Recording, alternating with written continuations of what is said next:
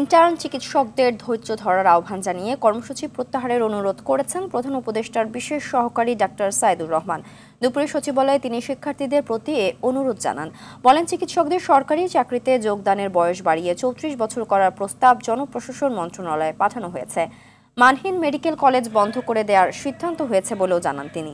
বর্তমান শিক্ষার্থীরা তাদের শিক্ষা কার্যক্রম শেষ করতে পারবেন, তবে নতুন করে কোনো শিক্ষার্থী ভর্তি নিতে পারবে না মানহীন মেডিকেল কলেজে।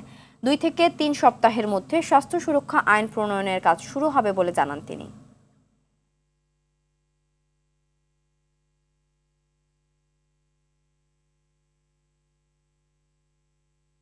সবচেয়ে গুরুত্বপূর্ণ একটি ব্যাপার, গত 26 বছর যাবৎ স্বাস্থ্য খাতে আপনারা হয়তো অনেকেই পরিচিত যে সেক্টর ওয়াইড প্ল্যান নামে একটি আসলে অপারেশনাল প্ল্যান ভিত্তিক একটি ব্যবস্থাপনায় বাংলাদেশের স্বাস্থ্য কাঠামো চলছিল।